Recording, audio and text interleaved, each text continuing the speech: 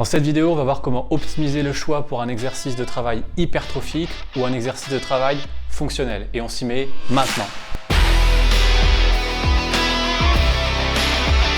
Si c'est ta première fois sur la chaîne, ici on discute de travail-résistance et d'Ayurveda, comment combiner les deux pour améliorer la santé fonctionnelle, donc c'est développer sa masse musculaire, développer sa mobilité, d'autres capacités physiques, mais aussi son bien-être au global, sa longévité, sa santé digestive, etc.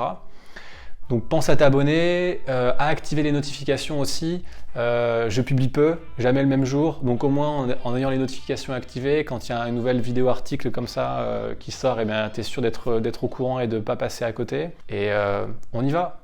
Bah, pour démarrer, comme le disait mon mentor Francis Benfato, il n'y a pas de mauvais exercices, il n'y a que des mauvais exécutants. Donc quand on vient à la salle de sport, dans une salle de muscu, on peut avoir plusieurs objectifs assez différents en fonction de son âge, de sa situation, de sport qu'on pratique en dehors ou pas.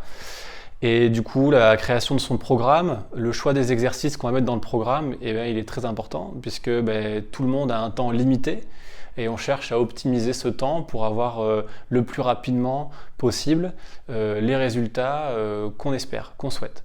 Est-ce qu'on a besoin de tomber dans la sélection d'exercices très fonctionnels parce que le culturisme c'est mal, c'est pour les narcissiques? Donc il y a un peu tous ces débats qu'on voit dans tous les sens. Donc je voulais faire cette vidéo pour avoir présenté des critères un peu objectifs qui peuvent soutenir l'idée que cet exercice il est plus adapté à tel objectif ou à tel autre. Parfois ils permettent de faire les deux simultanément, mais que jusqu'à un certain point de développement. Une fois qu'on commence à être intermédiaire ou avancé, il va falloir commencer à arrêter le compromis et se spécialiser, des choses comme ça. Donc écoutez, on attaque direct. Donc quels sont les critères qui permettent de définir qu'un exercice est optimisé pour le travail hypertrophique, donc développer sa masse musculaire, son volume musculaire et aussi sa force, dans une certaine mesure, bien entendu.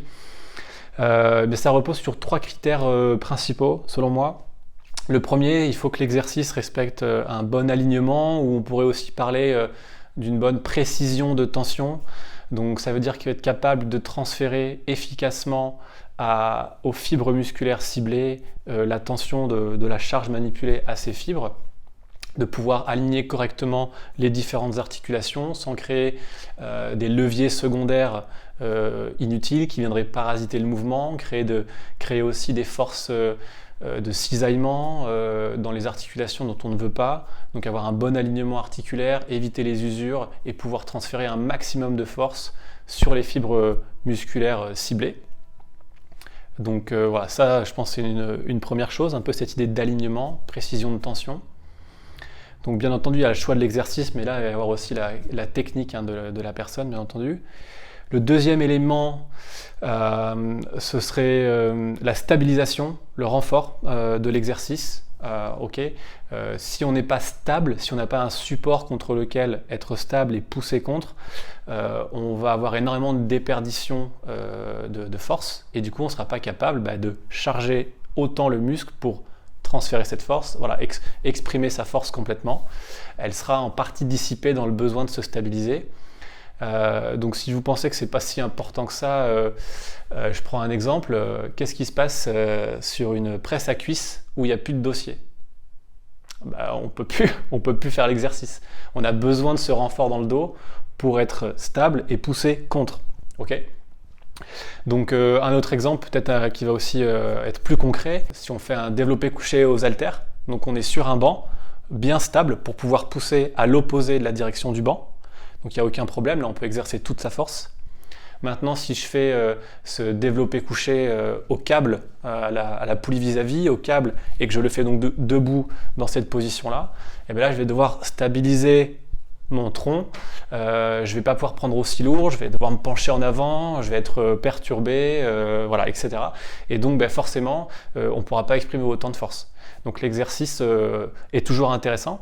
Mais peut-être avec des objectifs différents ou un travail plus orienté métabolique que vraiment un transfert de tension fort, de développement hypertrophique par l'activation de mTOR, etc., le chemin classique de l'hypertrophie par le transfert de tension. Donc voilà, ça c'est une chose. Une deuxième chose. Et la dernière chose, c'est que l'exercice doit avoir un profil de résistance adapté à la courbe de force naturelle des muscles. Donc pour être défini comme vraiment un bon exercice pour l'hypertrophie. Donc ça veut dire quoi? Ça veut dire que l'exercice il doit permettre de charger fortement le muscle dans sa portion notamment étirée. Donc voilà, je prends toujours l'exemple des pectoraux, mais quand le grand pectoral est bien étiré, on doit avoir de la tension ici. On doit pouvoir conserver cette tension sur la plus grande amplitude musculaire possible et ne pas la perdre quand le muscle est le plus raccourci possible. Donc idéalement, voilà, on a de la tension tout du long qui est plus forte quand le muscle est étiré et qui diminue progressivement quand le muscle est raccourci. Et quand il est au plus raccourci, on a toujours un petit peu de tension pour aider dans la contraction finale. Elle n'est pas complètement perdue. Donc ça, c'est un petit peu le cas idéal. Il n'y a pas tant d'exercices que ça qui respectent tous ces critères-là ensemble. Donc parfois on peut modifier un peu des exercices pour aider dans ce sens-là, en rajoutant peut-être des chaînes ou des élastiques, en se plaçant de manière unilatérale ou des choses comme ça. Ou simplement après on va venir combiner avec un second exercice juste le petit bout qui manque. Ça peut être intéressant de fonctionner comme ça. Donc voilà, ça c'est les 3 gros principes pour faire qu'un exercice est vraiment bon pour le travail musculaire orienté hypertrophie. Mais bien entendu, il ne faut pas oublier d'autres éléments. Okay. Numéro 1, il faut apprendre à standardiser une excellente technique sur ces exercices-là. Okay. Deuxièmement, il est aussi très important que vous aimiez beaucoup cet exercice. Okay. Si l'exercice vous ne l'aimez pas, vous n'allez pas réussir à l'exécuter régulièrement, à progresser dessus, à avoir la niaque dessus. Donc ça, c'est aussi important. Et enfin, c'est important que cet exercice-là il diminue au maximum le risque de blessure. Donc normalement, en combinant tous les éléments montrés au-dessus, expliqués juste avant, ça devrait être plutôt bon. Mais il faut aussi que le risque de blessure soit minimisé. Donc ça passe par la technique, mais aussi parfois par une meilleure sélection d'exercices ou en tout cas une attitude différente. Est-ce qu'on va à l'échec ou pas sur cet exercice-là? Voilà, il faut y penser. Les progrès musculaires, ils sont forcément lents et cumulatifs. Donc il est hyper important d'éviter tout ce qui est usure inutile des articulations ou des muscles, des tendons, et aussi d'éviter de se blesser. Et si on se blesse, ça peut nous mettre des mois en retard par rapport à une progression classique, où en plus on construit une forme d'inertie et de confiance, etc. Donc voilà un petit peu les critères d'un bon exercice adapté à l'hypertrophie. Ce sera assez rare de trouver un exercice pour chaque muscle qui va venir remplir tous ces critères-là simultanément. Et puis il ne faut pas oublier qu'à un moment donné, le besoin de variation est aussi important. Je parle de besoin dans le sens aussi pour continuer de progresser en développement musculaire. Donc même si un exercice est excellent, il risque d'y arriver un temps où en fait on l'a tellement exploité que son ratio de stimulus par rapport à la fatigue qu'il crée va diminuer avec le temps. Donc ce serait intéressant de venir changer. Ça repimente aussi l'entraînement, mais c'est aussi bon pour notre développement musculaire, continuer de progresser. Donc voilà, il n'y a pas d'exercice complètement forcément à bannir ou d'exercice forcément meilleur que les autres. Mais si vous êtes là et que vous avez peu de temps pour venir vous entraîner, ça va être important quand même de choisir les exercices les plus optimums pour vos objectifs. Donc là, si c'est le développement musculaire, il faudrait qu'ils respectent ces points-là. On voit aussi parfois des gens qui, pour respecter l'idée d'alignement, l'idée de profil de résistance, qui vont commencer à sortir des combinaisons un peu compliquées, qui ont l'air un petit peu curieuses d'ailleurs, rigolotes parfois, mais qui vont violer d'autres principes comme celui de la stabilité ou de pouvoir charger, qui permet de charger fortement le muscle, de mettre une grande tension, d'exercer sereinement avec stabilité toute sa force et de pouvoir progresser après dessus en se mettant dans des positions avec des câbles, des élastiques et des choses un petit peu curieuses. Et bon, ça je pense aussi c'est quelque chose à un moment donné il faut éviter. C'est pas non plus la peine de forcément toujours trop se compliquer la vie, juste y réfléchir un petit peu. Voilà. Bien entendu, quand on évolue dans un cadre aussi rigide, avec des exercices aussi parfaits, en alignement, tout est carré, nickel, etc., pour exercer ses muscles le mieux possible, avec le plus de sécurité possible, ça ne permet pas forcément de gagner sur d'autres objectifs pour conserver une grande force, une grande mobilité quand la cheville est complètement fléchie, quand le genou est complètement fléchi, quand la hanche est complètement, la jambe est complètement étendue derrière le corps, des choses qu'on aurait besoin pour être performant, limiter ses blessures, pour effectuer d'autres sports, que ce soit en compétition parce qu'on est un athlète ou que ce soit parce que le week-end on fait du ski ou j'en sais rien. Et voilà, ce qui se passe dans la vie, c'est jamais dans des plans parfaits. Voilà, c'est toujours le bazar, des forces qui tordent le genou, qui font ci, qui font ça. Donc, ces exercices-là, ils sont bien, mais à force de stabilité, on ne renforce pas certains petits muscles stabilisateurs dans la hanche, dans la colonne, etc. Alors, on développe des gros muscles en apparence, mais parfois ces stabilisateurs, eux, ne reçoivent pas assez d'attention. Et puis, donc on n'entretient pas non plus autant une certaine amplitude de mouvement parfois, notamment au niveau des hanches ou des choses comme ça, ce qui est d'autant plus important, ou les chevilles, d'autant plus important pour les gens très sédentaires, dont je fais partie, assis une bonne partie de la journée malheureusement. Donc les gens qui sont moins intéressés par l'hypertrophie, ils veulent pas ressembler à Arnold Schwarzenegger, mais ils veulent par contre se sentir bien, être un petit peu plus en forme, même esthétiquement, mais aussi mieux se sentir dans leur corps. On parlait de bien-être dans l'introduction. Donc il y a une foule d'exercices qui eux sont plus orientés, on peut dire, mobilité. Donc ils vont venir recréer des positions dans lesquelles on a envie d'être fort et des positions auxquelles on veut pouvoir accéder en contrôle en fait, c'est ça que ça veut dire. Tu peux accéder à une position extrême mais en contrôle parce que ton muscle est fort même dans ces extrêmes. Ça c'est ce qu'on appelle un peu plus le travail fonctionnel. Et c'est ce dont on va parler maintenant. Qu'est-ce qui définit un bon exercice fonctionnel ? Donc on peut commencer par une définition très générale. Donc un travail fonctionnel, ça va être un travail qui va permettre de soutenir le développement de la fonction. Donc la fonction, ça peut être tout, ça dépend de ce que vous faites. Si vous faites du tennis ou du golf ou de l'haltérophilie ou de la randonnée en haute montagne. Donc c'est des fonctions différentes avec des besoins différents. Donc être fonctionnel, c'est finalement être fort, souple, endurant, et aussi équilibré, donc d'un point de vue proprioceptif, en fonction du besoin. Il n'y a pas forcément besoin pour tout le monde d'être le plus fort, le plus souple, le plus endurant dans tout le corps. On peut avoir besoin d'être très souple et fort dans certaines articulations uniquement, ou seulement dans le haut du corps, et moins dans le bas du corps, ou plus endurant dans la... Voilà. Donc en fait, la fonction va varier en fonction de ce que vous faites, de vos besoins.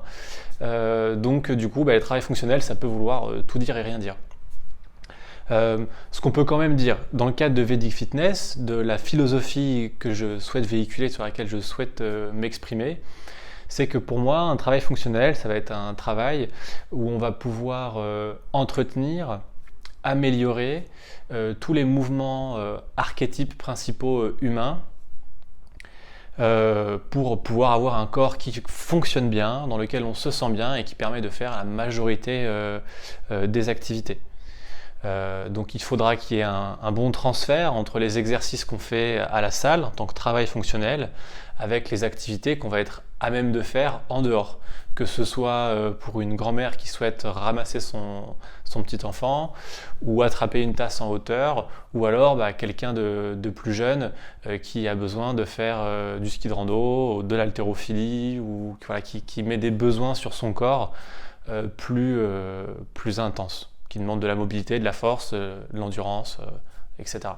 Ça peut être pour être plus performant dans un sport, mais ça peut être aussi une manière simplement de venir antidoter notre style de vie très sédentaire, très mauvais, d'être assis comme ça toute la journée, et puis après on va partir le week-end et on va demander à notre corps certaines performances au niveau des hanches et des épaules sur lesquelles on met le frein à main toute la semaine par notre mode de vie. Donc finalement, cette pratique d'entraînement aux résistances, sous un regard fonctionnel, il va permettre d'antidoter nos mauvais styles de vie contre lesquels malheureusement c'est très dur d'échapper. Voilà, tout le monde ne peut pas avoir un bureau debout ou un bureau au sol, faire ce qu'il veut. Certains sont avec la cravate, dans des bureaux assis, interaction client, les trucs. On n'a pas tous le choix par rapport à ça. Donc le travail fonctionnel, c'est à la fois pour améliorer ses performances dans un sport, améliorer son bien-être, puis antidoter les mauvaises habitudes posturales dans lesquelles la vie nous emmène. Dans le monde, on va être amené à interagir avec nos pieds sur le sol, avec des choses dans nos mains. Donc forcément, plus on se rapproche de ça et plus c'est cohérent. De même, on va rarement avoir une barre bien droite, bien équilibrée, à pousser au-dessus de la tête. Donc oui, un développé vertical debout à la barre est beaucoup plus fonctionnel qu'une presse assise machine. Mais on peut aller encore au-delà avec un poids, typiquement une kettlebell.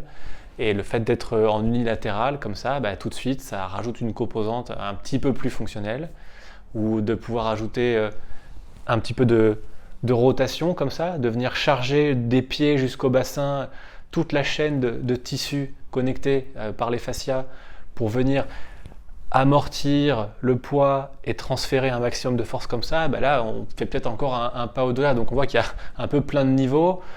Certains sont plus ou moins fonctionnels, mais c'est un terme un peu ambigu en fait. Voilà. Mais là ici on va voir deux critères qui permettent selon moi de s'orienter dans un travail plus fonctionnel. C'est pas des critères combinants comme on a vu pour le travail hypertrophique, c'est vraiment et ou. Donc il suffit d'avoir l'un pour tout de suite avoir un côté un peu plus fonctionnel. On peut avoir les deux bien sûr, mais c'est pas nécessaire. Et voilà. Donc pour moi, il y a deux critères principaux pour définir un exercice qui sera optimal pour la fonction. Le premier, ça va être que l'exercice doit offrir une mobilité sous charge. Ça veut dire qu'il va venir nous placer dans des amplitudes articulaires extrêmes sous charge. Donc on doit être en contrôle musculaire pour arriver et se maintenir dans ces positions. La charge, ça peut être simplement son poids de corps déjà, mais ça peut être aussi son poids de corps plus une barre, des haltères, une kettle ou n'importe. Le deuxième critère, c'est un besoin de stabilisation ou une composante unilatérale dans l'exercice qui du coup forcément crée aussi ces besoins de stabilisation. Okay. Ça va nécessiter bien souvent de maintenir un torse et une colonne bien droite, donc gainer. Si on fait un mouvement d'un bras d'un côté, on va devoir se maintenir pour ne pas être emmené par le poids de ce côté-là. On devra donc gainer de l'autre côté du tronc. Ou alors si on est dans un split squat par exemple, on va avoir beaucoup de travail au niveau des hanches, la coiffe des rotateurs des hanches avec le moyen fessier et d'autres petits muscles qui sont cachés là-dedans, pour venir nous stabiliser, des petits muscles hyper importants pour le quotidien. Donc voilà, ça va être vraiment mobilité sous charge et stabilisation / unilatéral, travail unilatéral. Donc on va prendre quelques exemples pour que ce soit plus concret. Typiquement, quelqu'un qui est assis, il va avoir tendance à avoir les fléchisseurs des hanches qui se raccourcissent, qui deviennent un peu plus raides, disons plutôt que raccourcis. De même, il peut avoir peut-être ses adducteurs à l'intérieur de la cuisse qui devient un petit peu plus raide qu'avant. Bon, il ne s'en rend pas forcément compte s'il ne les sollicite pas au quotidien et dans des activités particulières. Mais s'il commence à aller à la salle, vouloir faire certains mouvements ou aller faire du hockey, faire le grand écart ou des choses comme ça, bon là il va s'en rendre compte. Donc quel genre d'exercice on peut faire à la salle pour entretenir tout ça? Bon, si on prend l'exemple d'un ATG split squat, on voit que c'est un mouvement qui va demander une bonne mobilité de dorsiflexion, donc la flexion de cheville, mais aussi au niveau de la flexion complète du genou, donc être capable d'arriver à cette flexion complète du genou sans douleur dans l'articulation. Ça demande aussi que la jambe arrière elle soit étendue derrière le corps, donc flexibilité des fléchisseurs de hanches, psoas par exemple.